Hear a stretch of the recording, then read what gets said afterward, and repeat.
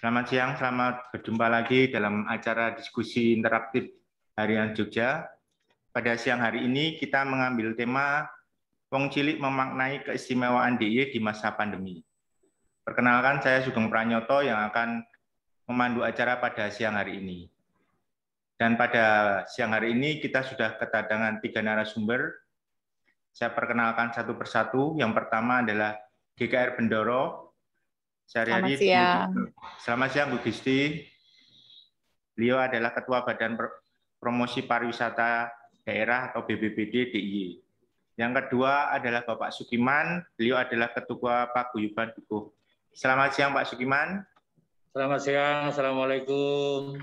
Waalaikumsalam. Kemudian narasumber yang ketiga adalah Bapak Bobi Adianto. Beliau adalah Ketua DPD Gabungan Industri Pariwisata Indonesia atau GIPI. Selamat siang Pak Bobi. Selamat siang, salam sehat dan semangat.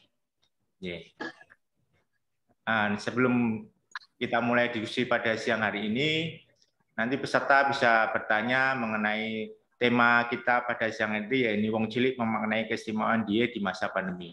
Pertanyaan bisa diajukan kepada narasumber lewat chat yang ada di Zoom ini. Seperti kita ketahui pada hari ini tepat 9 tahun yang lalu, Undang-Undang Keistimewaan disahkan oleh DPR RI. Ada 5 pilar dari Undang-Undang Keistimewaan, yaitu pengangkatan gubernur dan wakil gubernur, kelembagaan pemerintahan kebudayaan, pertanahan, dan tata ruang. Namun, masih banyak masyarakat yang memahami keistimewaan itu hanya seputar pengisian jabatan gubernur dan wakil gubernur, serta dana keistimewaan. Padahal seperti yang saya sebutkan tadi, ada 5 pilar dari Undang-Undang Keistimewaan. Meskipun Pemda DIY dan beberapa pihak sebenarnya sudah mensosialisasikan keistimewaan ini sejak undang-undang ini disahkan pada 9 tahun yang lalu. Nah, sebagai implementasi dari dana keistimewaan itu, oleh pemerintah pusat dialokasikan dana keistimewaan sesuai dengan amanat Pasal 42 Undang-Undang Nomor 13 Tahun 2012. Dana IS yang diterima Pemda DIY dari tahun ke tahun selalu mengalami peningkatan.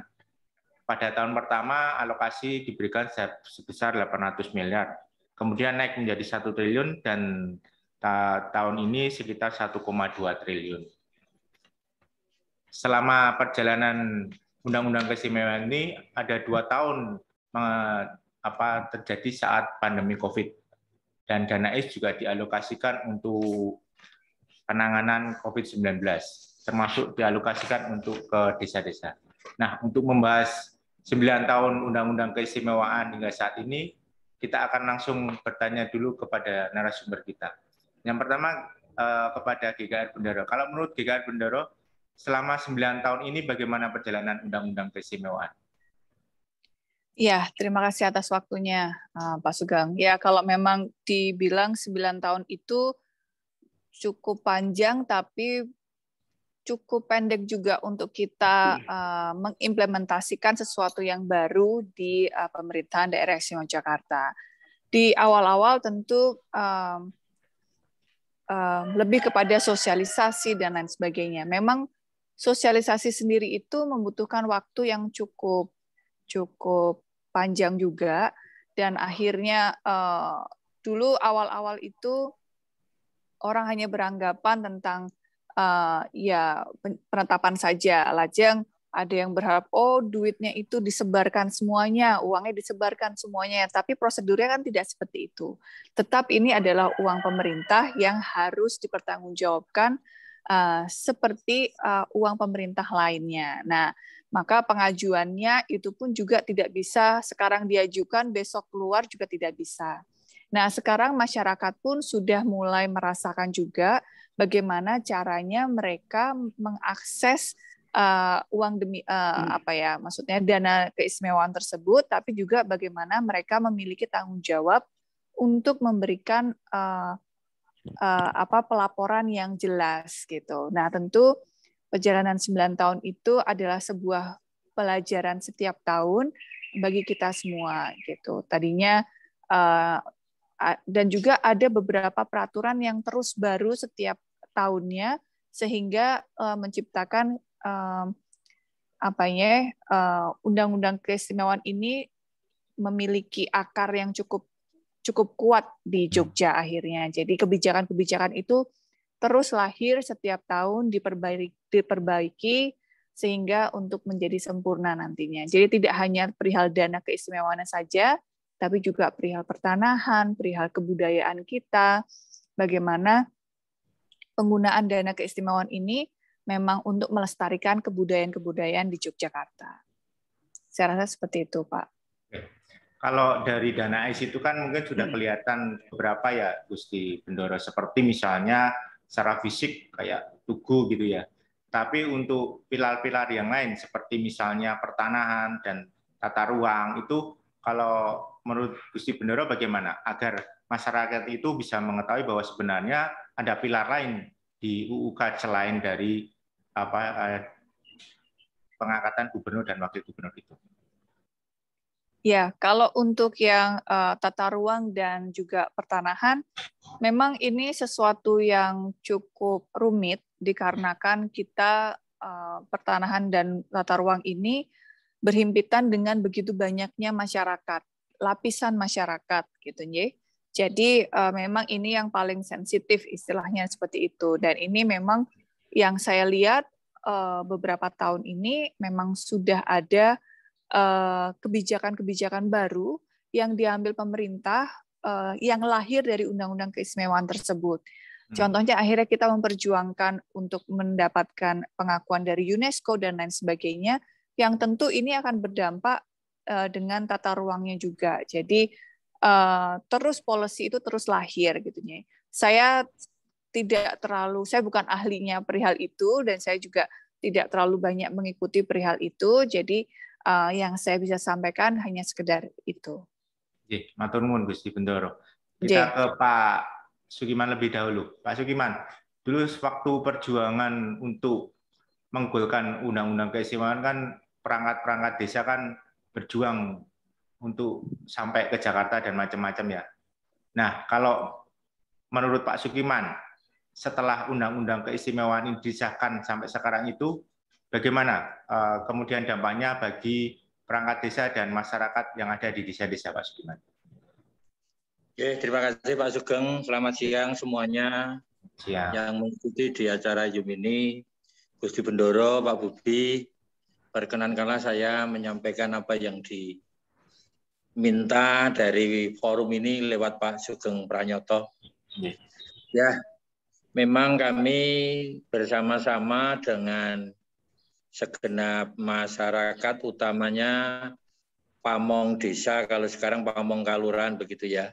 Ini diawali sejak kita gayengnya itu di 2008. Tapi sebelum itu sudah panjang kita lakukan dan memang pada awalnya kita itu cuma hanya satu kalimat perjuangan itu. Sultanku, gubernurku, Pakualam, wakil gubernurku, penetapan. Itu enggak ada kalimat lain. Dan tidak pernah kita itu mikir dana AIS. Bahwa perjuangan pamong kalurahan, kalau sekarang, kalau dulu ya pamong desa begitu, itu menguatkan pada sisi mempertahankan pelungguh, kas desa, bengkok, dan semuanya yang kaitannya dengan kepentingan desa. Makanya siapapun saat itu, kita tidak ada masyarakat yang lain, tidak turun perjuangan pun bagi perangkat desa getol sekali. Ya di DPRD, di Malioboro, di Gedung Agung sampai ke Jakarta. Sekali lagi tidak terlintas mikir dana AIS saat itu, Pak. Nah, kemudian memang pada prosesnya sekarang ada namanya dana AIS atau dana keistimewaan. Nah, justru ini Pak, dana AIS ini rasanya yang memicu atau yang menjadikan masalah bagi kita. Artinya apa? Ya rasanya itu unsur keadilan, padahal itu memang undang-undang ada, yaitu biayanya adalah pendanaan atau di sisi APBN. Nah, untuk ini apa yang disampaikan Gusti Bendoro tadi terkait dengan kelembagaan, misalnya terkait dengan pertanahan dan seterusnya, ini memang ya tidak mudah. Nah, saat ini kalau sesuai dengan apa yang menjadi judul saat ini wong cilik memanai keistimewaan, itu saya lebih melihat pada orang kota, orang desa, tetapi masyarakat umum. Nah, ini harapannya ketika seperti itu adalah mengenai ngerasake dana keistimewaan.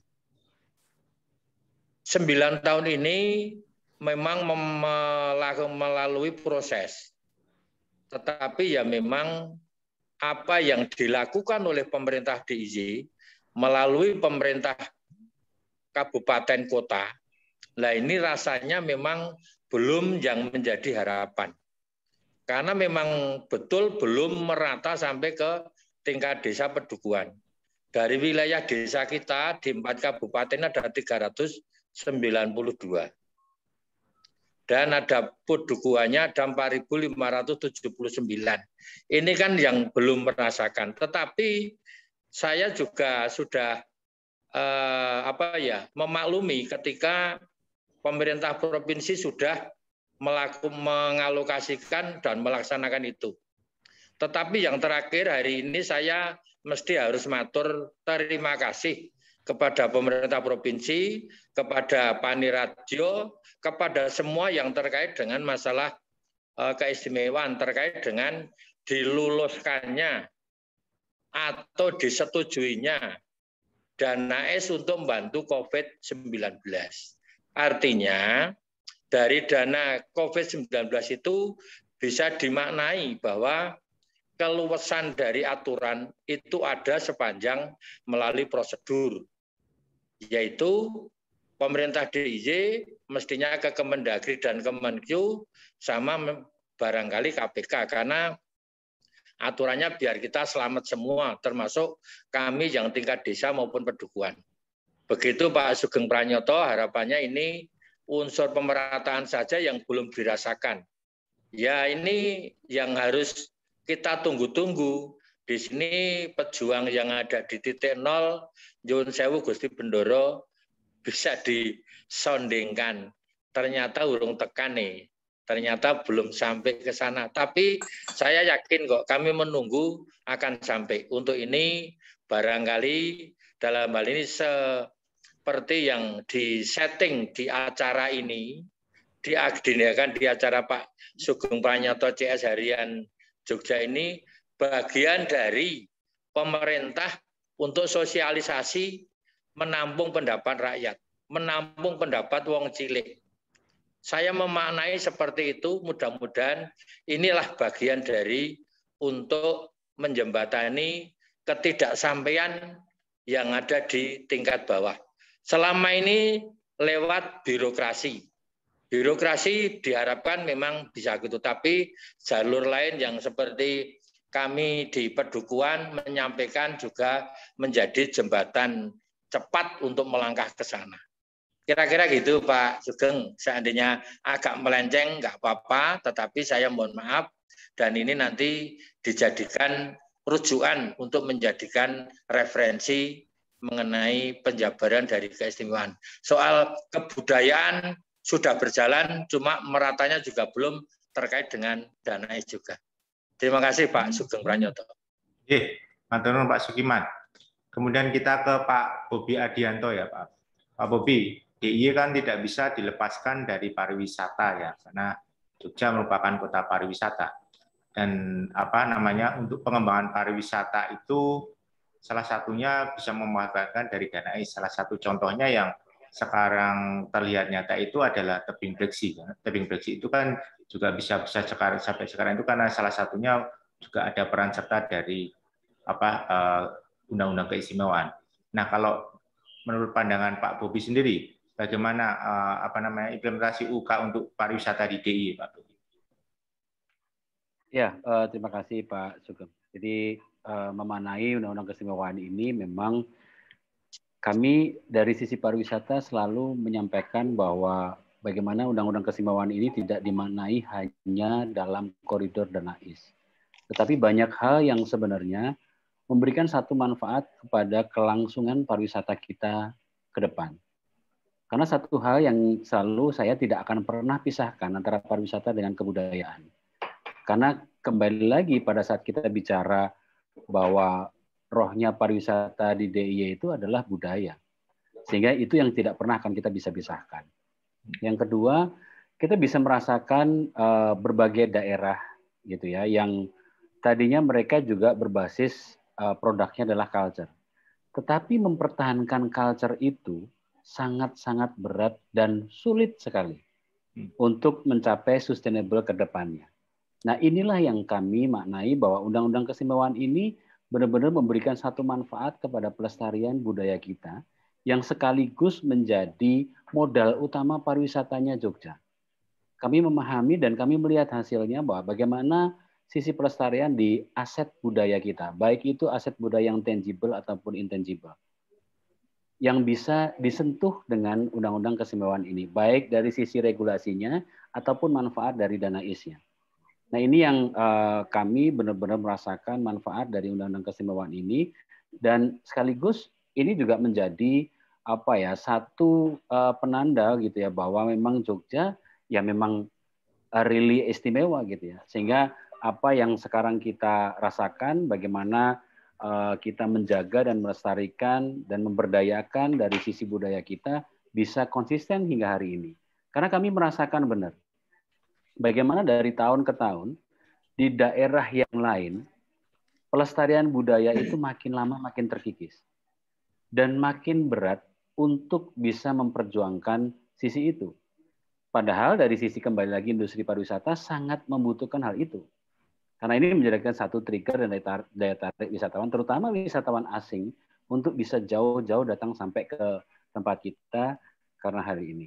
Ini yang pertama. Yang kedua, kami juga berterima kasih dengan adanya Undang-Undang Keistimewaan ini dengan sisi bagaimana supporting DANAIS tadi bisa menyentuh dalam penanganan COVID-19 ini. Hari ini mulai dari kemarin, jadi 30, 31, dan tanggal 1, kami industri pariwisata bekerjasama dengan Dinas Pariwisata dan Dinas Kesehatan bersama Kowani, itu juga menyelenggarakan vaksin dengan biaya fasilitasnya itu juga dari DANAIS.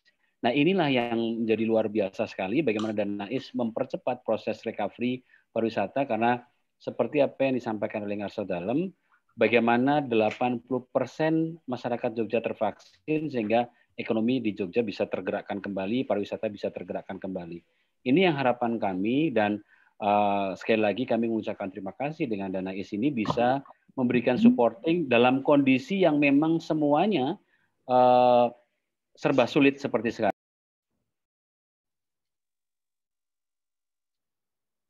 Pak Bobi termute.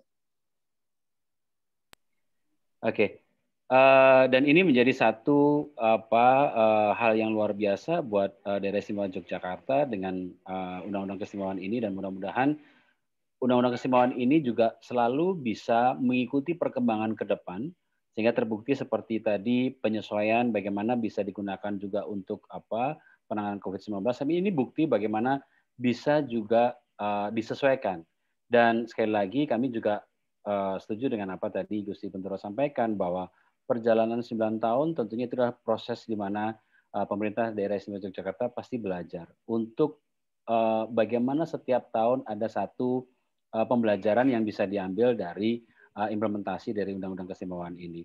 Karena satu hal yang perlu kita sadari, Undang-Undang Keistimewaan ini juga bersinggungan dengan regulasi yang tentunya ada pengawasan, ada monitoring, dan bersinggungan dengan hukum. Sehingga semuanya pasti mesti harus lebih hati-hati, dan harapannya semuanya bisa memberikan satu manfaat dan semuanya tidak ada satu hal yang melanggar dari aturan yang sudah ditetapkan. Kurang lebih seperti itu, Pak Sugeng.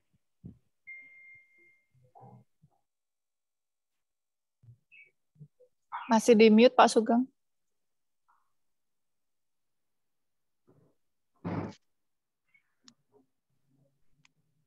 Sebelum kita lanjut pada diskusi kita pada siang hari ini, monggo peserta yang akan bertanya bisa langsung ke forum chat atau bisa raise hand.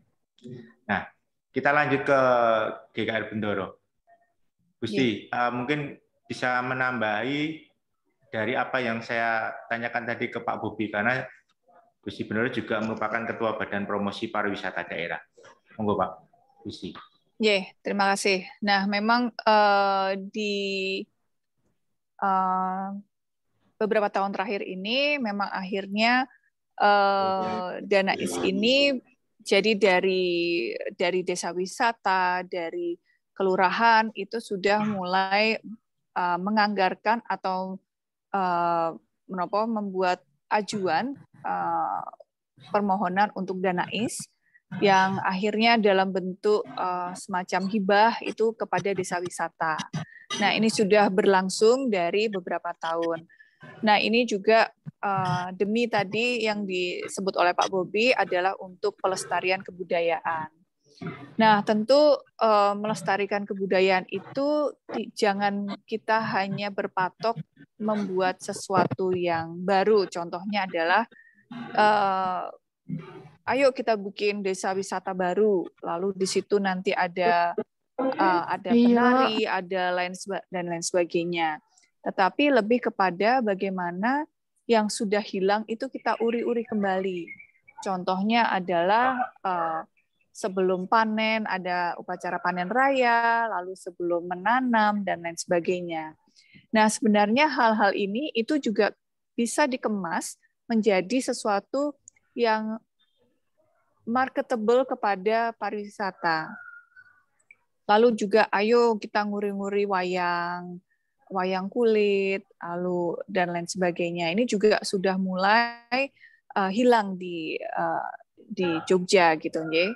Terus pengrajin batik dan lain sebagainya itu sebenarnya ada bagian dari budaya kita juga yang sebenarnya bisa kita uri-uri lewat dari dana keistimewaan. Nah, terlebih lagi memang ini seperti yang di kelurahan, yang ini yang memang benar-benar langsung bisa menghadapi di desa itu seperti apa, bagaimana budayanya yang mungkin tidak usah bicara 50 tahun yang lalu ya, tapi kita bicara 10 tahun saja sudah banyak yang bergeser dan lain sebagainya. Nah, kita memperjuangkan rekan-rekan ini semuanya memperjuangkan undang-undang keistimewaan itu juga tidak sebentar.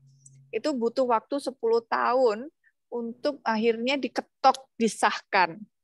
Detik-detik terakhir Bapak SBY akan selesai masa pemerintahan. Nah, jadi perjuangannya juga cukup panjang. Jadi ayo kita sama-sama dukung undang-undang keistimewaan ini dan juga memang apa yang diharapkan semoga juga kita capai semua.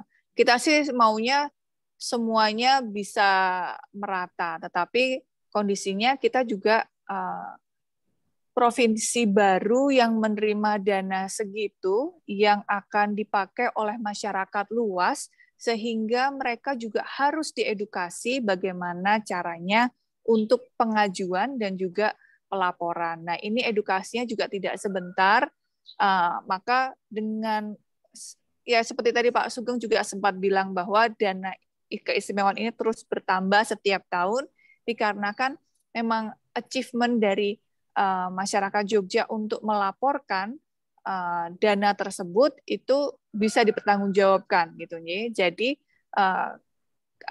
kepercayaan dari pemerintah pusat itu bertambah. Dengan demikian terwujudlah juga pertambahan dari dana keistimewaan.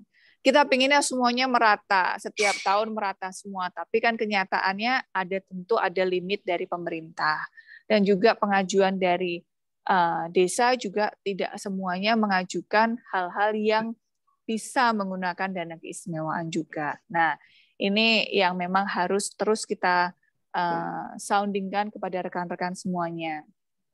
Nah, untuk pariwisata ini tidak bisa, jadi kalau dari segi pariwisatanya sendiri itu akan sangat sulit untuk menggunakan dana keistimewaan. Tetapi kalau culture-nya, budayanya tentu bisa menggunakan koridor dari undang-undang keistimewaan tersebut. Dan memang betul, Jogja ini adalah nomor satunya budaya yang harus kita gaungkan gitu. Nah, bagaimana kita nguri-nguri itu, dana keistimewaan di situ masuk.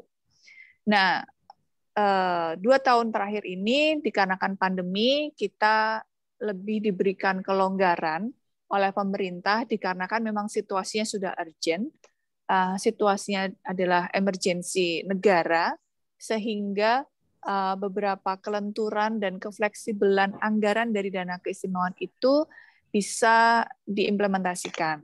Dan ini juga Masuk dalam berbicara, berdiskusi juga cukup lama dengan beliau yang ada di pusat untuk akhirnya dana keistimewaan ini bisa dipakai untuk seperti vaksinasi dan memberikan bantuan dan lain sebagainya di desa dan juga di kota. Begitu. Saya rasa itu dari saya. Terima kasih Pak Sugeng. Matur nuwun Bu Bendoro. Ini sudah ada pertanyaan dari peserta, dari Pak Wahyu. Salut untuk dana AIS yang kini membantu untuk penanganan COVID ke desa-desa. Juga untuk vaksinasi massal. Ini konkret dana AIS bisa bermanfaat untuk rakyat. Saya usul ke depan dana AIS bisa digunakan untuk membangun karakter wong Jogja, khususnya anak muda, agar generasi penerus kita memiliki karakter Jawa yang adiluhung tanpa meninggalkan modernitas. Nah, mungkin saya ke Pak Sukiman dulu ya. Pak Sukiman, dari pertanyaan dari Pak Wahyu ini, kalau untuk di tempatnya Pak Sukiman bagaimana? Apakah dana IS untuk penanganan COVID sudah sampai dan dipakai untuk apa aja Pak Sukiman? Terima kasih Bapak. Dan ini kami dari bagian 392 kelurahan, salah satunya di wilayah kami di Sidoarjo Ngudean. Ini bagian yang kita tangani saat ini kan untuk isolasi mandiri, untuk penanganan pemakaman atau orang meninggal. Ya memang ini kita menerima juga nyuwun sewu belum baru saja karena pakai proses lah. Namun demikian yang jelas yang pertama kami selalu mengucapkan terima kasih. Cuma kemarin juga yang penting ada petunjuk teknis untuk penggunaan dana itu. Selanjutnya Pak Sugeng dan para hadirin semuanya, ini kami lebih pada teknis penggunaan yang ada di wilayah kami.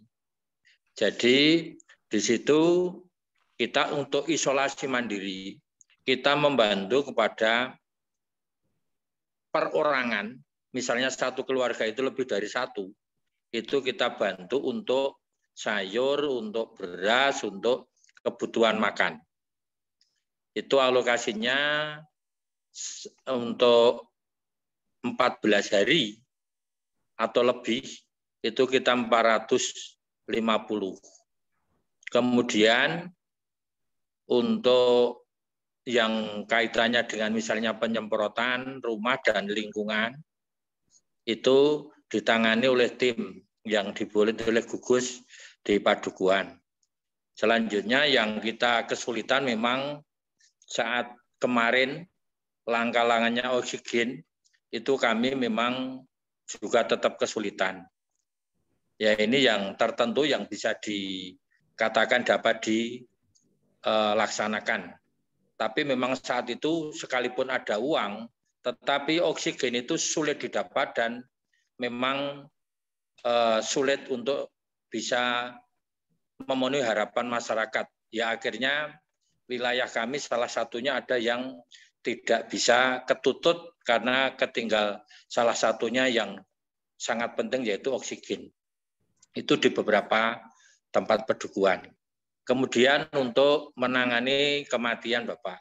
Menangani kematian ini kan mulai dari pemulasaran dari SDM. SDM atau personilnya itu kan kita bagi dua. Karena dari pemerintah jelas saat itu seperti di bulan Juli dan awal Agustus.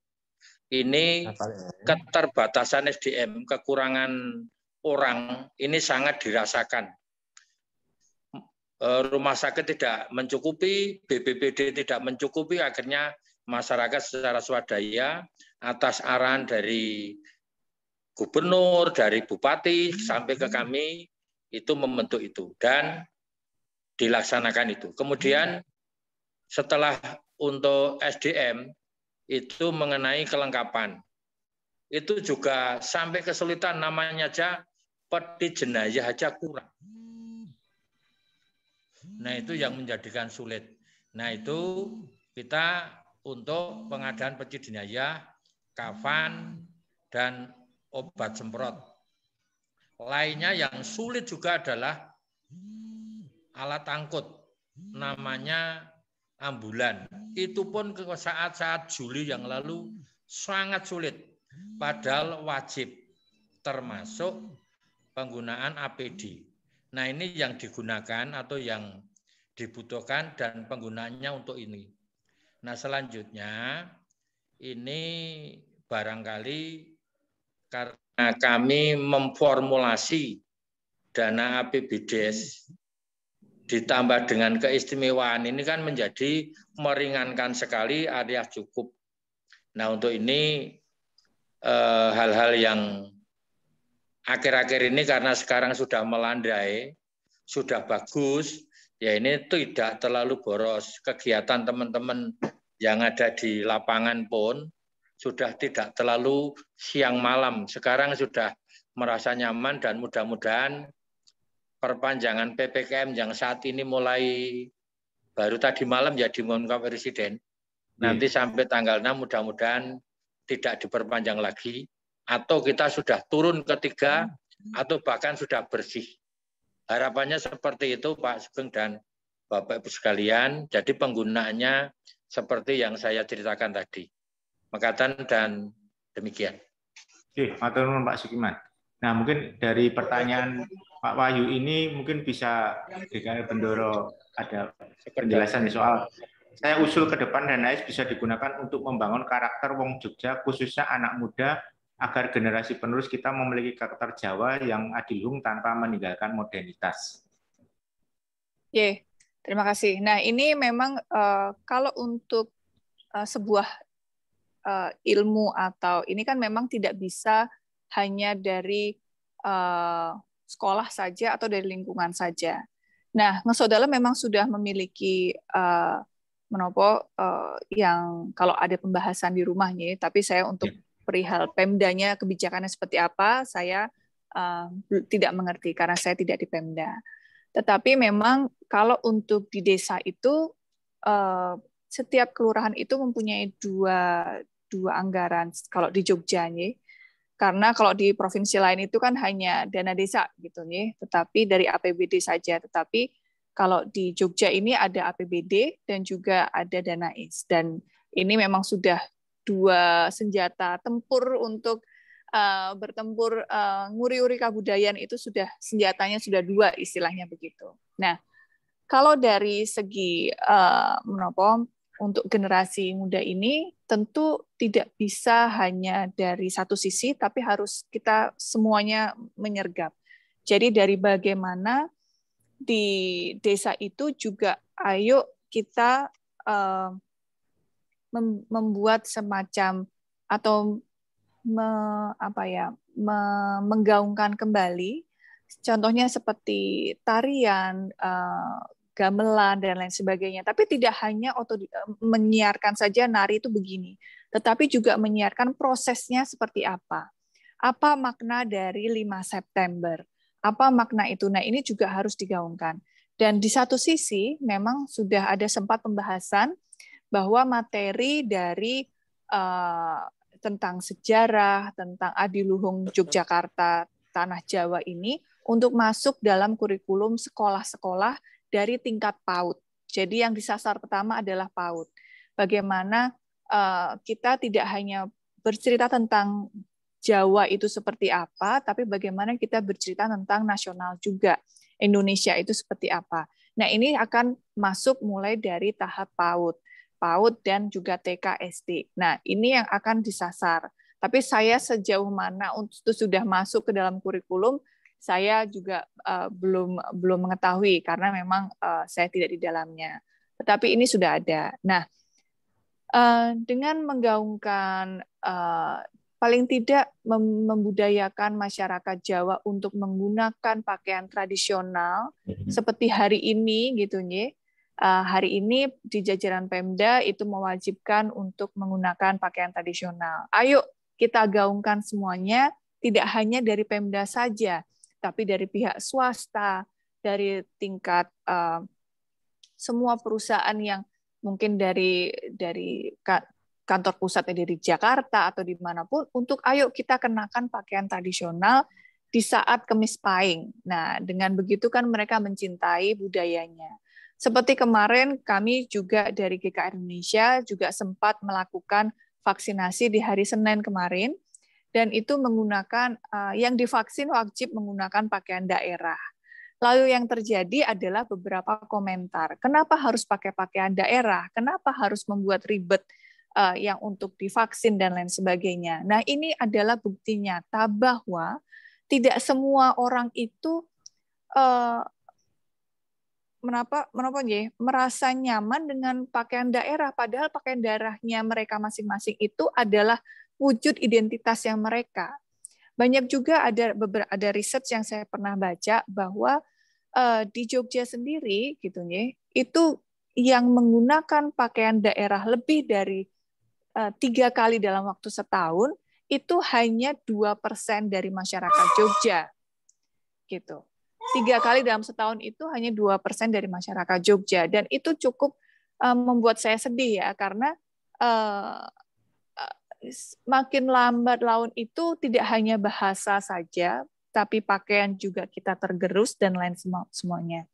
Sehingga tidak hanya itu, tapi juga acara-acara adat dan lain sebagainya ini ayo kita gaungkan, sehingga nanti kalau vaksin ini adalah herd immunity gitu kan, ini mungkin herd culture gitu ya. Jadi kalau kita sudah dekat dengan culture, tentu mereka ada merasa apa sih budaya itu, apa sih asli dari culture tersebut gitu. Jadi kerasa keingintahuan itu ada, sehingga mereka akan menerapkan.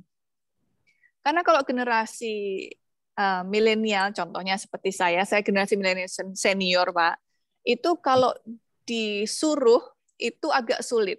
Tapi kalau diberi contoh, ditunjukkan, itu lebih mudah.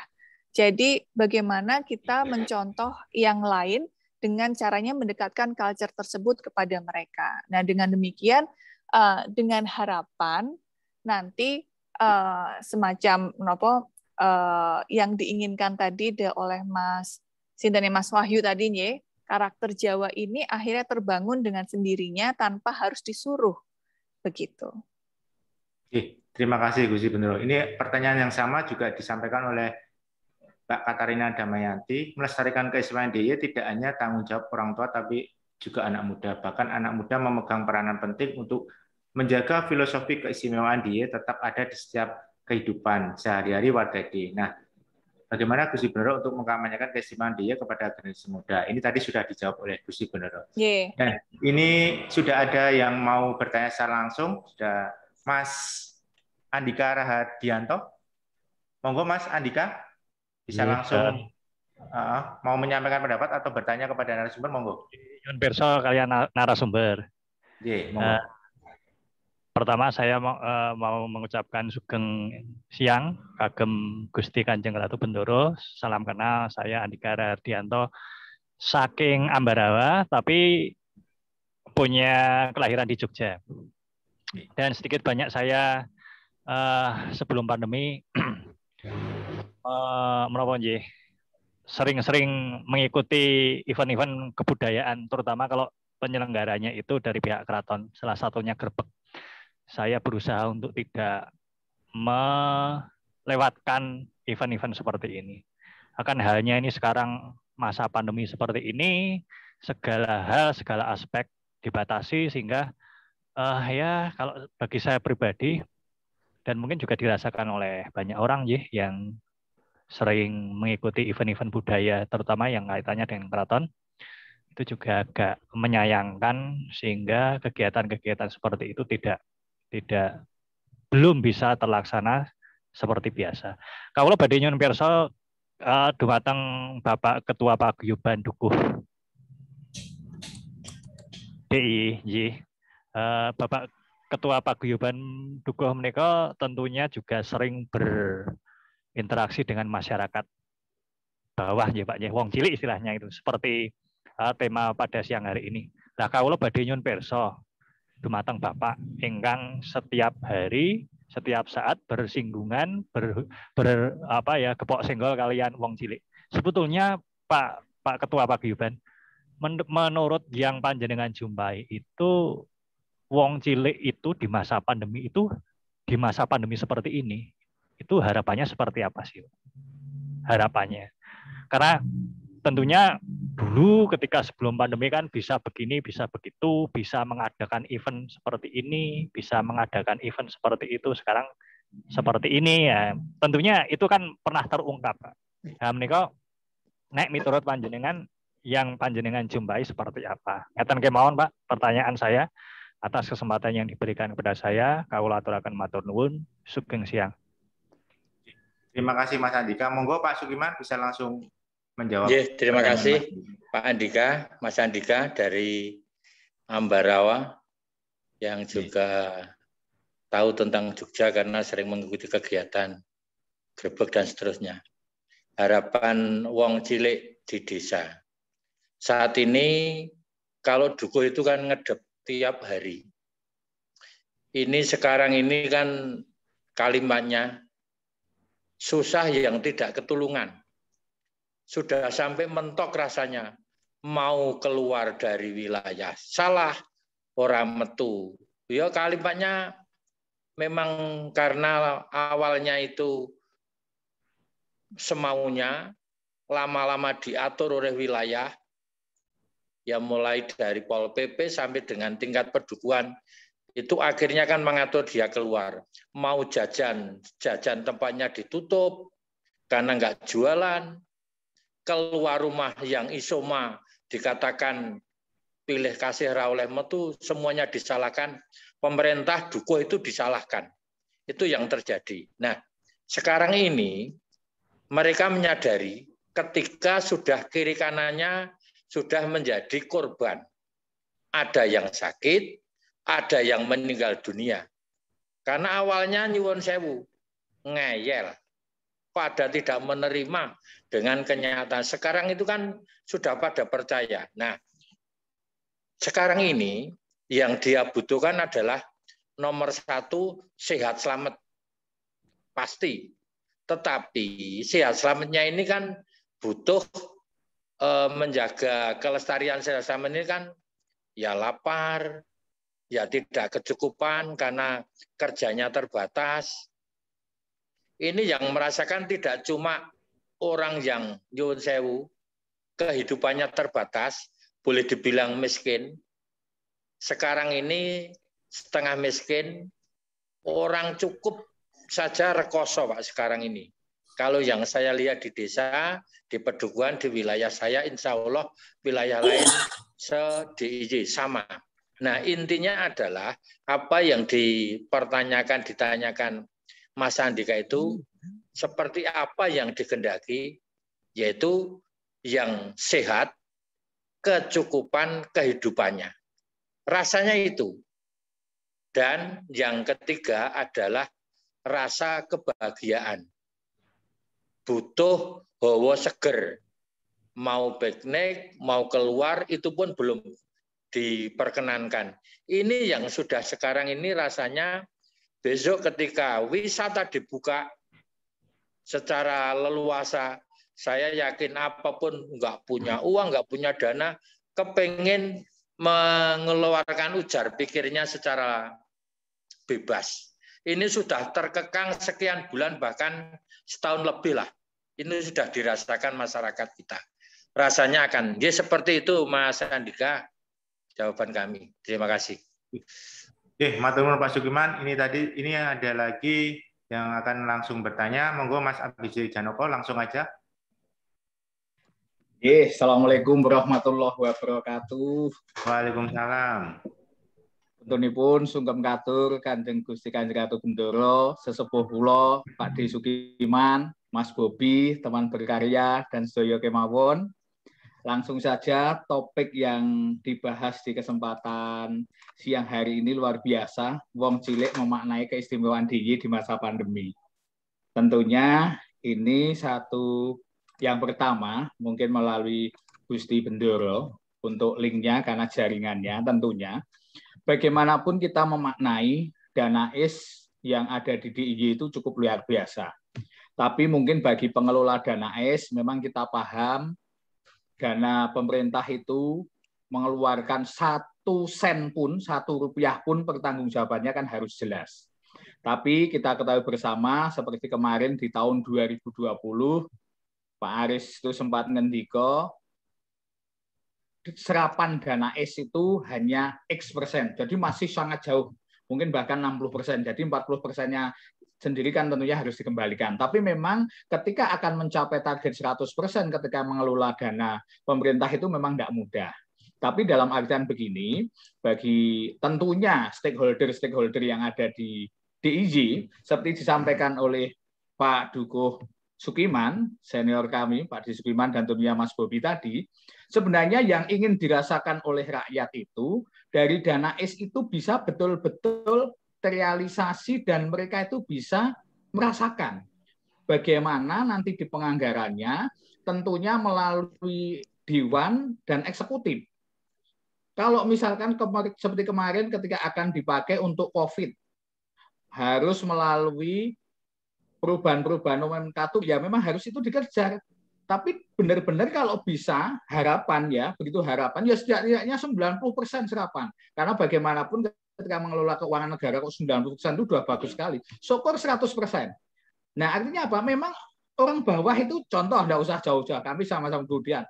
Nek wong cilik, wong desa, cukup anane apa? Sing do tani rabuke terpenuhi, regane murah, untuk subsidi seperti itu, pangan ono, sing do nyambut gawe kaya nang pasar ya gampang golek pangan, aksesnya untuk menuju ke sana dipermudah. Wes itu sederhana, nek wong cilik itu rasa dadak nganu, napa niku cecak gayuh. Ya, seperti itu saja. Apapun yang ada di situ terpenuhi sajalah. Nah, bagaimana untuk bisa terpenuhinya? Nah, stakeholder yang ada di dinas-dinas ini yang tentunya bisa ngetrel. Nek wong cilik kok ora iso ngerti apa kuwi anggaran apa ning pokoke ono. Rabuk itu bagaimana murah, tikus sing saking akeh piye ayo digropyok, dalan sing ora apik iso dadi alus, wong cilik nang pasar tuku regane iso murah. Lah itu piye carane? Nah, monggo itu stakeholder yang ada. Tentunya seperti Pak Bobi, Gusti Bendoro di ini wisata juga sama. Ini terus terang, kemarin coba saya iseng-iseng jalan di Malioboro itu. Para penjual kaki lima itu pada menangis betul loh. Seminggu jualan itu laku hanya 1-2 kaos. Akhirnya saya ngomong itu saya beli satu-satu akhirnya dapat 12 ya enggak apa-apa. Titik-titik. Nah, saking senengnya itu seperti itu. Nah, ini dengan PPKM yang seperti itu mereka tidak dapat penghasilan. Seperti yang ada tetangga juga yang di Beringharjo, lah gimana mau jualan, PPKM ditutup Pak. Nah, memang seperti ini, monggo nanti stakeholder pengelola dana ACE itu bagaimana nanti dengan merubah nomenklatur, tapi jelas apa ya, serapan dana itu memang untuk orang-orang yang memang tidak mampu betul, untuk orang-orang yang membutuhkan betul. Nah, harapannya nek wong cilik iki semono ora usah dadak teori tiring-tiring, ora usah dadak kamuflase ya wis rabuk murah. Sesuk arep tetanen ngolah lahane gampang. Aku arep dodolan gampang. Umpama arep golek untuk tambahan modal gampang. Umpama aku arep golek kahanan iki nggo nyambut gawe dikai kepenak. Udah itu saja. Nah itu harapan wong cilik iku pun rasa dadak muluk-muluk sing do mikir intelek biarlah di sana. Hanya kita yang mempunyai kemampuan lebih untuk berpikir. Nah, inilah yang harus kita pikirkan untuk orang-orang di sana ini. Lah monggo melalui Gusti Bendoro, lalu Mas Bobi bagaimana ini nantinya juga di dunia wisata, saya sendiri di dunia Panotocoro, kawan-kawan pejuang seni pun juga sama. Ini nangis. Satu hal mungkin melalui Gusti Bendoro juga ataupun Mas Bobi, bagaimana sebenarnya di PPKM itu tidak usah muluk-muluk. hajatan manten itu diizinkan dengan prokes ketat. Itu sebenarnya sederhana. Ya, prokes ketat. Kenapa? Sebenarnya industri wedding itu mampu mengangkat seluruh potensi yang ada. Jangan dikira hanya manten saja loh. Ternyata manten itu mengelola industri yang luar biasa. Contoh sederhana, di tempatnya Mas Bobi pariwisata, hotel, nanti juga transportasi, catering, undangan, industri makanan, apapun, ternyata itu hanya manten. Lah belum lagi nanti jasanya, MC-nya, hiburannya, belum nanti fotografinya, semuanya. Ternyata hanya satu industri jasa wedding saja mampu menggerakkan ekonomi kerakyatan yang luar biasa. Nah, ini contoh sederhana, monggo. Dengan Dana S Jogja diberikan keistimewaan yang luar biasa, harapan kami ini Dana S ini benar-benar optimal. Ayo, memang untuk infrastruktur, monggo infrastruktur. Tapi untuk rakyat yang ini, mohon maaf, ini di bawah menjerit betul. Dah, nggak usah bingung dari tingkat bawah ini sing tani, sing dodolan atau apapun, apalagi yang dia tidak bisa bergerak, sing usaha transportasi bus, sing usaha wisata, pokoknya menangis betul memang ini dalam kondisi pandemi COVID. Neng ayo bareng-bareng, monggo nyengkuyung piye iso dadine apik, Jogja iso gumregah, bareng-bareng nyengkuyung sing mampu yo kelingan karo sing isor sing dora mampu ya yo titik-titik gumregut. Nah, ngaten menika. Matur nuwun. Assalamualaikum warahmatullahi wabarakatuh. Waalaikumsalam. Matur nuwun Pak BJ. Ini pertanyaan Pak BJ lebih tepat nanti yang berwenang untuk menjawab adalah dari stakeholder terkait ya seperti Pemda DIY. Tapi mungkin dari Gusti Bendoro ada pendapat dari apa yang disampaikan oleh Pak BJ tadi. Baik, terima kasih. Nah, yang saya tahu adalah memang dana keistimewaan itu ranahnya adalah di culture, gitu, jadi di budaya. Bagaimana itu bisa mengangkat budaya. Nah, tapi kalau misalnya seperti permasalahan hama dan lain sebagainya, seharusnya itu bisa menggunakan dana desa. Yang dana desa sudah di-backing dengan dana keistimewaan. Jadi hal-hal seperti itu bisa sebenarnya ditangani di tingkat desa sendiri, di per kabupaten. Dan ini tingkat 2 yang bisa langsung mengeksekusi bagi kabupaten dan kotanya. Sebenarnya seperti itu. Kalau menurut saya, tapi mohon maaf kalau misalnya saya salah. Jadi untuk tadi membahas yang lain adalah memang kita semua sih kepengennya begitu, Pak. Kita pengen semuanya itu kalau bisa dikasih kemudahan, ya semua dikasih kemudahan. Tetapi kan seperti tadi itu adalah 1% dana negara itu pertanggungjawabannya pakai band 26-nya 1 lembar. Setiap satu rupiah itu band 26-nya 1 lembar, istilahnya seperti itu ya pelaporannya. Nah, tentu apapun itu kita harus berikan pelaporannya. Dan memang ada kategori-kategori yang harus bisa, yang kalau bisa masuk ya itu akan masuk. Tapi kalau tidak bisa masuk, pemerintah tidak akan berani untuk memasukkan. Nah, dan memang sekarang sudah ada kebijakan baru, memang desa sudah ada tambahan dana, kalau nggak salah ya, saya lupa, nanti monggo Pak Dukuh yang bisa memberi kejelasan dan tentang dana desa dan perbedaan dana desa, peruntukannya untuk apa, dan juga dana S itu untuk apa. Nah, sebenarnya dana keistimewaan di tingkat desa dan kabupaten ini itu adalah sesuai dengan permintaan dari desa tersebut ataupun dari kabupaten tersebut. Jadi kalau misalnya desa mintanya banyak, maka akan diusahakan untuk dapatnya sekian X rupiah oleh pemerintah pusat. Tetapi bila tidak ada pengajuan dan juga mungkin pengajuannya tidak masuk dalam kategori, maka tidak akan bisa diajukan ke pemerintah pusat. Istilahnya seperti itu. Dan saya juga memahami situasi pandemi ini semuanya sulit. Tidak hanya di Jogja saja, tapi seluruh Indonesia, bahkan berbagai macam negara, itu memang kondisinya sulit. Tetapi harap diingat bahwa beberapa kebijakan itu dipegang oleh pemerintah pusat. Contohnya tadi seperti oksigen. Itu kendalinya ada di pemerintah pusat. Setiap gubernur itu akhirnya harus bernegosiasi untuk mendapatkan slot plotter oksigen. Gitu. Dan memang sudah ditandatangan oleh beberapa gubernur pada waktu setelah kesulitan itu, maka setiap gubernur sudah mengajukan nominalnya, dan nominalnya itu sudah 3 kali lipat dari apa yang diprediksi dibutuhkan pada waktu itu, gitu ya.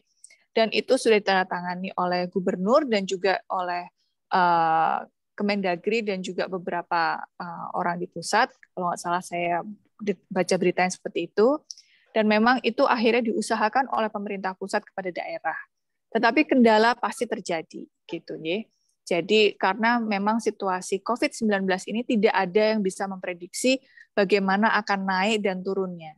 Bagaimana termasuk juga tadi seperti wedding, gitu ya. Saya paham betul setiap satu event apapun itu dampaknya sangat banyak.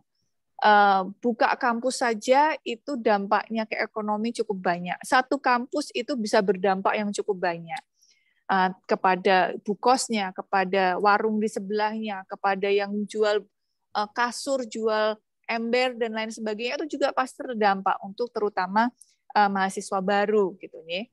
Nah, tapi prokes tersebut apakah bisa ditaati penuh, gitu nih? Dan memang sudah ada prokesnya sekarang untuk mengadakan sebuah pernikahan atau wedding ceremony itu harus hanya berapa orang dan lain sebagainya. Nah, saya sempat kebetulan suami saya, bukan kebetulan ya karena memang suami saya, beliau ada di Biro Tapem Tata Pemerintah Desa, yaitu Kanjeng Yudo. Nah, beliau ini sempat sedikit curhat dengan saya gitu ya. Kita berdiskusi karena beliau aslinya ada dari Jakarta. Jadi beliau memang di desa itu masih agak kesulitan untuk sebenarnya adatnya seperti apa sih gitu. Dikarenakan misalnya nih ada yang mantenan gitu ya. Keluarga yang manten itu mengatakan tidak perlu datengin karena kita dengan situasi Covid, pandemi dan lain sebagainya.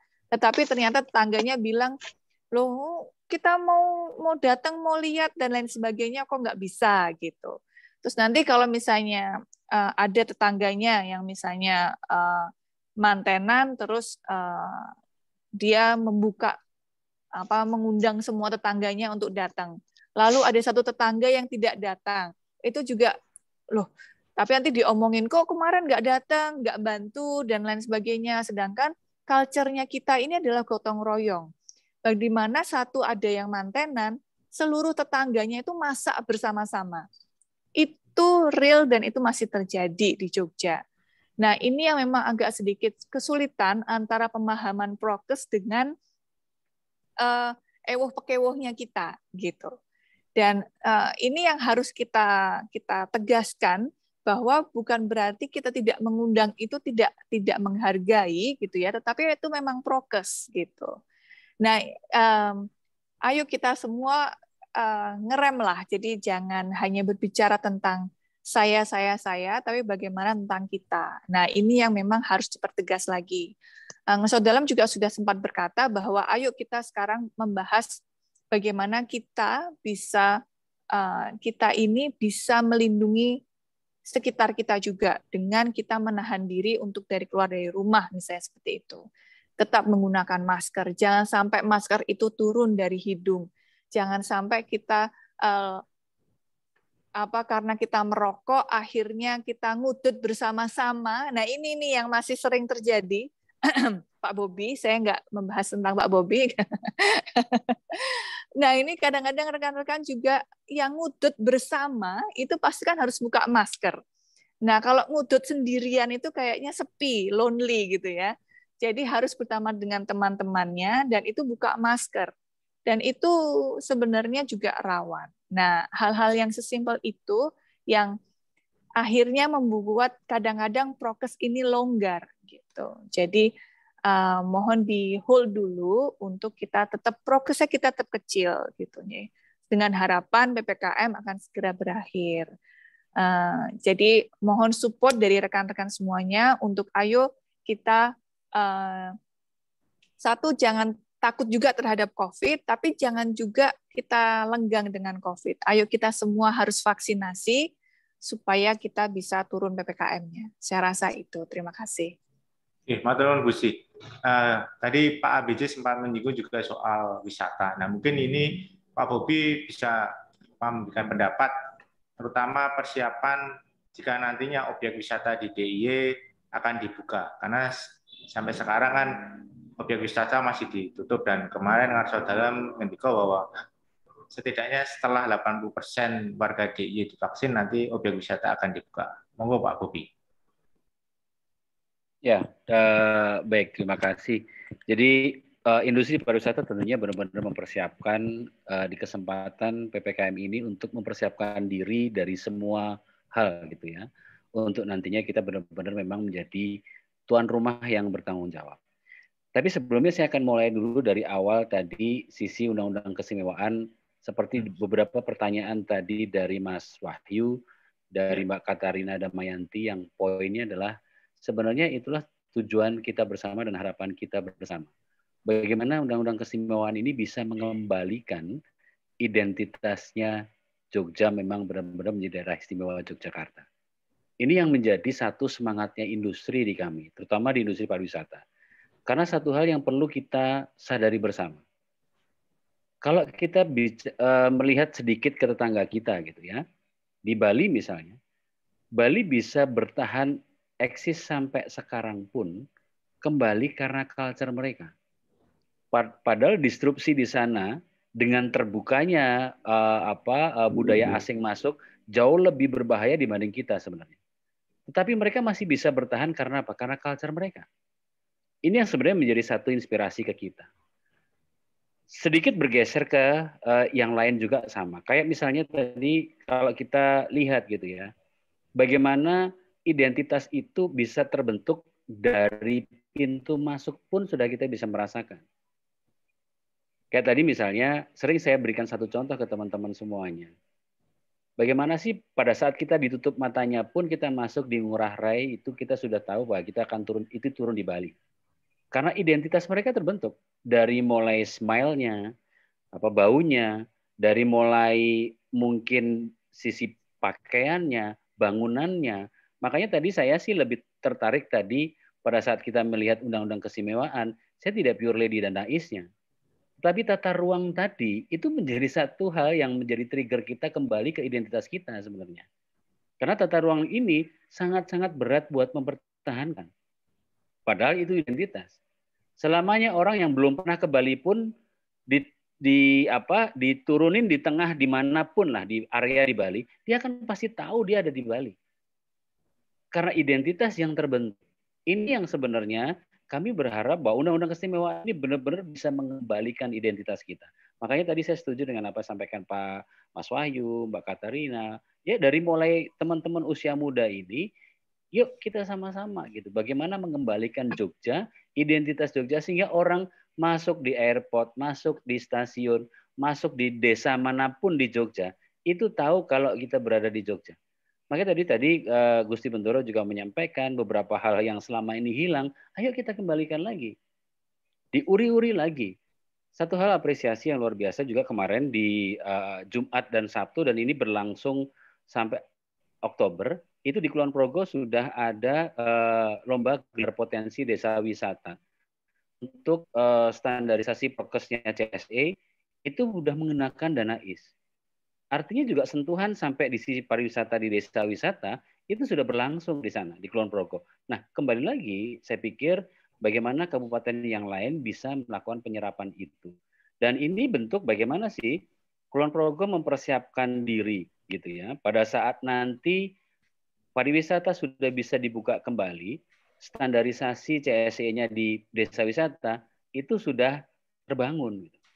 Inilah yang bisa memberikan contoh ke yang lain. Nah, kalau tadi seperti apa beberapa hal yang disampaikan rekan saya Ki ABJ Janoko, bahwa beberapa industri wedding memang inilah yang terjadi gitu ya.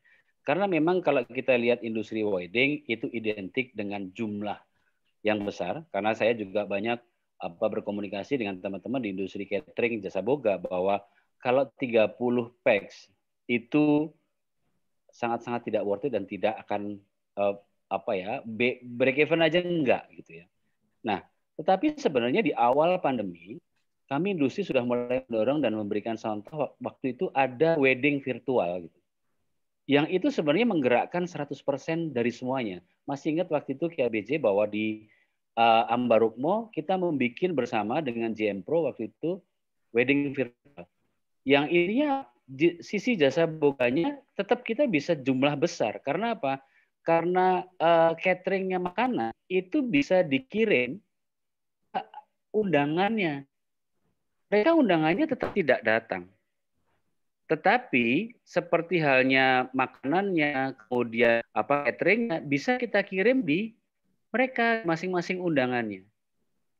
Kemudian teman-teman perias juga masih tetap terlibat, kemudian perantara acara juga terlibat, semua industri termasuk bagaimana transportasi juga terlibat untuk sisi pengiriman. Nah, dari hal ini sebenarnya kita sama-sama bisa mengambil kesimpulan dari itu, bagaimana kita memanfaatkan semua sisi peluang. Adaptasi dan inovasi menjadi kunci dari situasi yang ada di sekarang. Meskipun semuanya tidak akan kembali sempurna seperti sebelum COVID. Tetapi paling tidak, pergerakan tetap harus kita mulai. Tetapi tidak menimbulkan satu efek di sisi kesehatan. Itu yang menjadi poin. Ini memang berat, tetapi memang harus kita gerakkan dalam koridor yang aman tadi. Makanya sisi wedding virtual ini sebenarnya dulu menginspirasi gitu. Saya nggak tahu kenapa ini menjadi hilang sekarang. Padahal sebenarnya itu cukup membantu dan solusi. Dulu juga terbukti dihadiri oleh beberapa bupati dan wakil bupati untuk bisa memberikan supporting ke sana. Nah, inilah yang sebenarnya beberapa hal yang kami industri sebenarnya ingin mendorong. Bagaimana undang-undang keistimewaan dan kreativitas, karena Jogja itu gudangnya orang kreatif. Saya sangat yakin bahwa situasi seperti sekarang, orang Jogja kembali bisa menunjukkan kreativitasnya untuk berinovasi, untuk beradaptasi. Sehingga situasi sesulit apapun, dan tadi kita kembali ke Undang-Undang Keistimewaan, mudah-mudahan dengan Undang-Undang Keistimewaan ini benar-benar bisa memberikan satu perlindungan dari semua aset yang ada di kita. Jati diri kita, identitas kita Jogja kembali bisa kita kuatkan, dan itu menjadi aset utama pariwisata kita ke depan. Ini yang kita harapkan, dan tadi juga Gusti Bentoro sampaikan, bagaimana sih sumbu filosofi pun yang sudah masuk ke UNESCO, ini juga menjadi satu hal yang spirit kita gitu ya, bahwa kebudayaan kita harus dan memang diakui oleh dunia, dan inilah menjadi aset utama di industri pariwisata kita ke depan. Kurang lebih seperti itu Pak Sugeng. Terima kasih Pak Bobi. Ini ada lagi yang mau bertanya langsung, Pak Sukarjo. Halo Pak Sukarjo. Assalamualaikum warahmatullahi wabarakatuh. Waalaikumsalam. Melihat dari judul yang sekarang ini adalah Wong Cilik Memaknai Keistimewaan. Saya perkenalkan dulu, nama Sukarjo. Saya ya kebetulan profesinya sama dengan Pak Supiman. Saya di lereng Merapi di daerah Turi, Pak. Orang kecil atau wong cilik memaknai keistimewaan itu adalah biasanya berupa harapan. Biasanya berupa harapan. Artinya harapan untuk apa? Harapan rakyat sekarang ini adalah satu, kebebasan. Kebebasan apa? Di mana kebebasan atau paling tidak kebebasan dari pandemi ini. Itu yang dimaknai. Kemudian kita belajar dari DKI. DKI dengan sepenuh tenaga yang dibantu oleh pusat, dia bisa melaksanakan vaksinasi secara bersama-sama, dan akhirnya DKI pun bisa turun level walaupun dia jumlahnya lebih besar. Nah, dari itu saya yakin masyarakat kita, wong cilik, harapannya itu adalah pertama, sekarang bagaimana vaksin ini bisa merata di seluruh daerah istimewa Yogyakarta. Itu harapannya. Karena apa? Kalau sudah divaksinasi semua, dia sudah merasa berpikir ada keamanan di dirinya sendiri. Itu harapannya. Artinya apa? Kami usul berharap mungkin kepada Pak Kiman, ketua kami, ataupun kepada Gusti Gendoro, bagaimana kalau vaksinasi itu nanti di DIY ini dengan dana S ini dilakukan merata di seluruh saluran yang ada di daerah istimewa Yogyakarta. Artinya vaksin itu masuk ke semua kelurahan. Itu gambarannya kira-kira begitu. Sehingga kalau sudah vaksin sudah masuk sampai kelurahan, saya yakin kalau imunisasi banyak akhirnya akan membawa dampak seperti yang kita lihat di DKI. Itu yang pertama. Arti dimaknai wong cilik main lek bebas. Karena Pak, gini Pak, di lingkungan kami ada orang bangun yang datang dari luar aja. Masyarakat kita itu psikologinya sudah khawatir Pak. Wangku kayak wong Jogo, nggowo dan sebagainya. Begitu. Tapi kalau mereka sudah divaksin kan kekhawatiran itu akan turun. Artinya satu, dana itu diarahkan untuk vaksinasi di seluruh saluran ada di daerah Yogyakarta.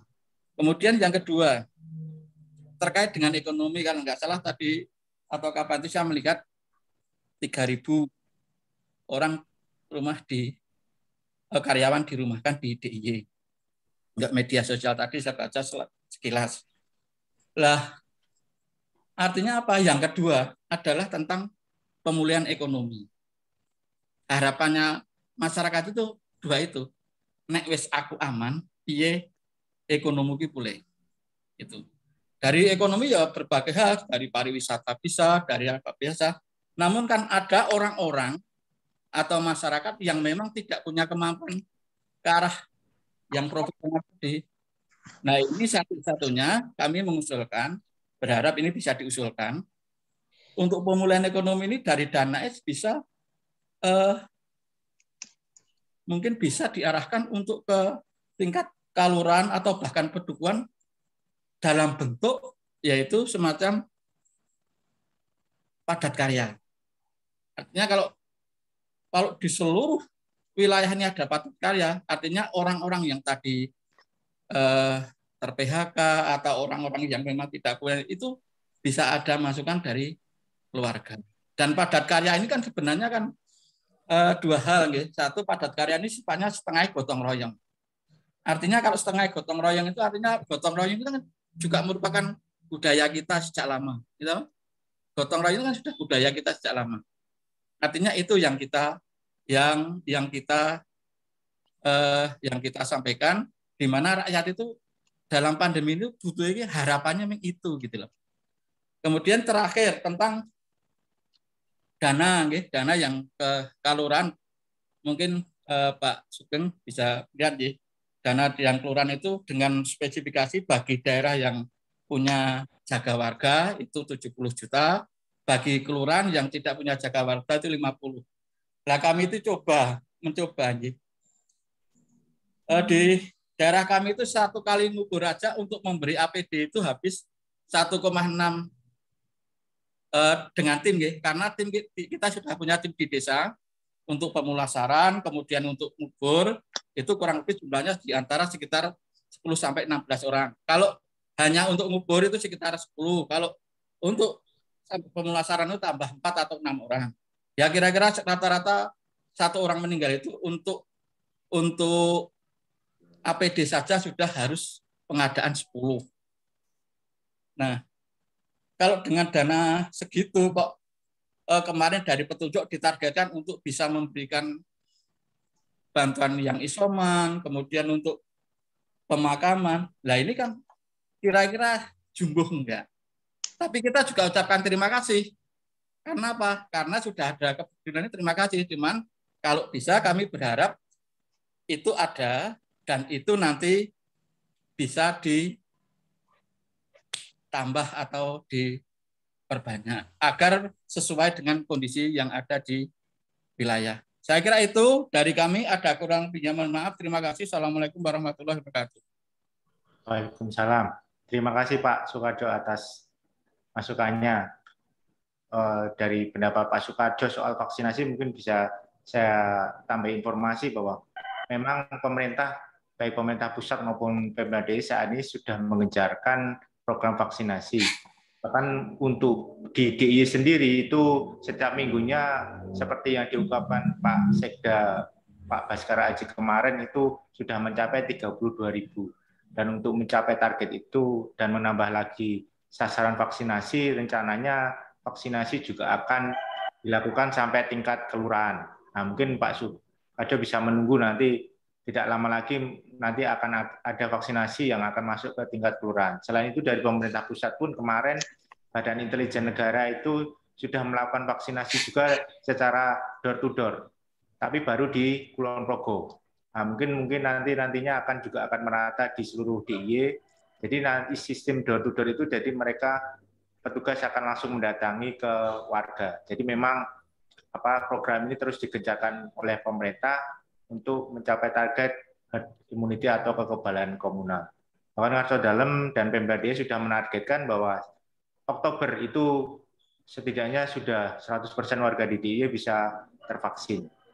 Tapi tadi dari Pak Sukado ada pernyataan soal program vaksinasi di tingkat desa yang menggunakan dana AIS. Mungkin Pak Sukiman bisa memberikan penjelasan penggunaan dari dana AIS atau BKK untuk penanganan COVID di tingkat desa untuk pelaksanaan vaksinasi.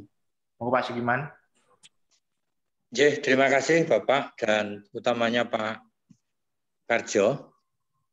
Ini sepengalaman dan petunjuk teknis tentang penggunaan dana AIS yang lewat BKK sebesar 50 juta untuk yang tidak punya jaga warga dan 70 juta bahkan ada yang lebih yang punya jaga warga. Itu petunjuk teknisnya ada. Tetapi memang untuk vaksin belum teralokasi, Pak.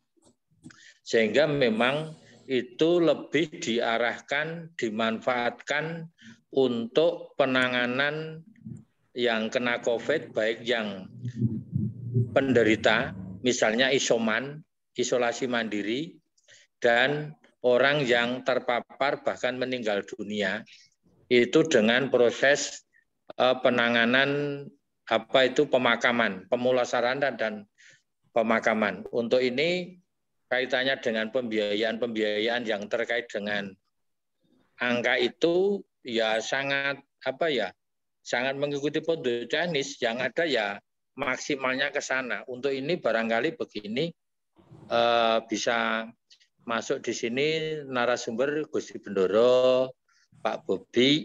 Ini desa kita itu kebetulan kan luas, ada 392. Kalau untuk pengalokasian vaksin ini kan sangat tidak cukup. Nah, ini menjadi pemikiran kita bersama untuk alokasi. Harapannya kalau tadi Pak salah satu pengusul, insya Allah tidak cuma Pak Karjo berharap seperti itu. Untuk segera mungkin masyarakat kita yang belum tervaksin itu segera teratasi dengan vaksin. Dan kalau sudah langsung ke desa, selesai, terlepas dari program-program yang dilaksanakan oleh pemerintah provinsi atau pemerintah DIY, misalnya Kanjeng Gusti Ratu Mas di Sasono Inggil, kemudian KONI di JC, kemudian di Dinas Kesehatan, banyak tempat lah yang mengadakan secara spontan.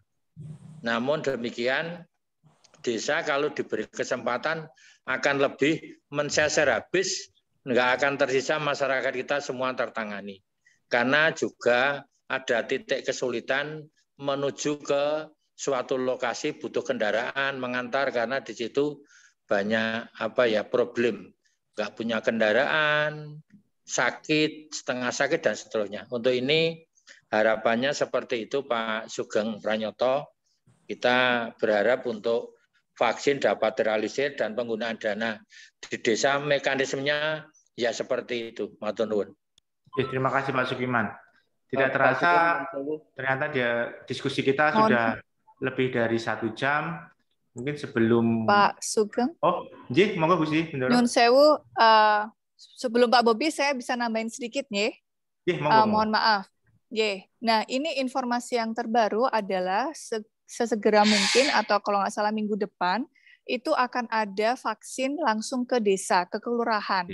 Dan kalau nggak salah ada 5 kelurahan yang akan dituju, itu per hari ada 2.500. Dan tidak hanya itu juga dananya itu dari Paniradio. Jadi sudah akan datang Pak Karjo untuk langsung ke kelurahan, dan satu lagi adalah dari bidan, asosiasi bidan. Jadi seluruh kalau misalnya mau pergi ke puskesmas dan lain sebagainya itu warga desa masih kadang-kadang khawatir, maka bisa datang ke bidan. Nah, bidan ini akan diampu oleh BKKBN yang mereka akan menyiapkan vaksin setiap harinya. Jadi itu biar lebih dekat, itu sistemnya kita akan ke situ. Jadi tidak langsung ke desanya, tapi memang desanya ini dibagi. Jadi itu bertahap. Nah, ini sedikit informasi. Terima kasih. Monggo Pak Bobi. Ya, sedikit menambahkan, Pak Sugeng. Jadi tadi untuk informasi vaksin, monggo nanti kalau Pak Sukiman dengan teman-teman di semua desa, kami di industri membuka kesempatan, sebenarnya sudah mulai dari 30 kemarin, 30, tanggal 31, tanggal 1, kemudian tanggal 2, sampai tanggal 3, itu buat yang langsung mau datang ke venue kita di Gedung Wanita, yang mulai kita akan buka open to public itu setengah 11 sampai jam setengah 1 itu kita buka untuk umum yang tidak melalui pendaftaran, sehingga datang tinggal bawa kopi KTP sudah kita bisa layani. Ini yang harapannya cukup membantu buat masyarakat yang mungkin belum terlayani vaksin sampai hari ini. Kami membuka kuotanya per hari 1.000 di Gedung Wanita di Jalan Laksda Sucipto. Monggo hal ini juga bisa dimanfaatkan dan kami nanti akan pasti membantu untuk teman-teman dari desa yang mau menggunakan kesempatan ini untuk bisa tervaksin. Itu saja tambahannya, Pak Sugeng. Terima kasih. Matur nuwun Pak Bobi. Tidak terasa sudah lebih dari 1 jam diskusi kita pada siang hari ini. Tapi sebelum kita akhiri diskusi kita pada siang hari ini, mungkin dari 3 narasumber akan memberikan closing statement. Monggo yang pertama ke Gusti Bendoro lebih dahulu. Baik, terima kasih. Ya, kita situasinya masih di tengah pandemi. Saya harap semua bisa mengakses vaksinasi terdekat, mencari informasi dan vaksinasi yang terdekat. Dan juga tetap kita jaga protokol kesehatan, jangan lupa menggunakan masker, cuci tangan, dan kita patuhi apa yang diperintahkan oleh pemerintah. Saya rasa itu saja, kita tetap semangat, jangan pernah putus semangat, karena memang orang Jogja dipastikan istimewa. Matur nuwun Gusti Bendoro. Pak Sukiman? Masih bergabung Pak Sukiman? Oh, kalau enggak Pak Bobi, monggo Pak Bobi.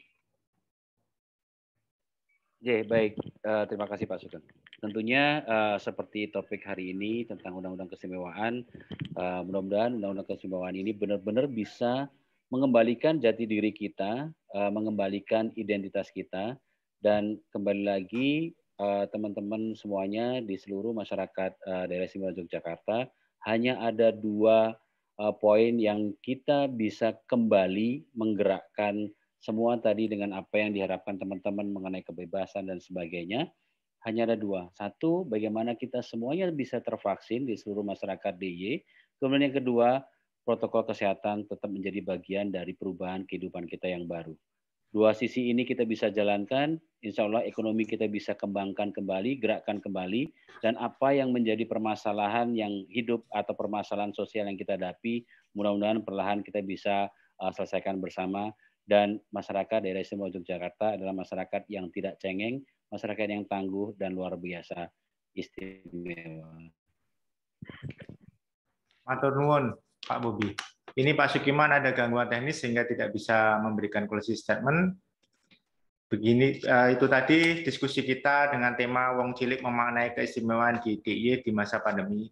Terima kasih atas kehadiran narasumber kita, Gusti GKR Bendoro. Terima kasih Pak Bobi, terima kasih Pak Sukiman, dan terima kasih semua peserta yang ikut dalam diskusi kita pada siang hari ini. Mohon maaf jika ada kesalahan dari saya ketika menyampaikan diskusi pada siang hari ini, dan Sampai jumpa pada diskusi-diskusi Harian Jogja di lain waktu. Matur nuwun, selamat siang.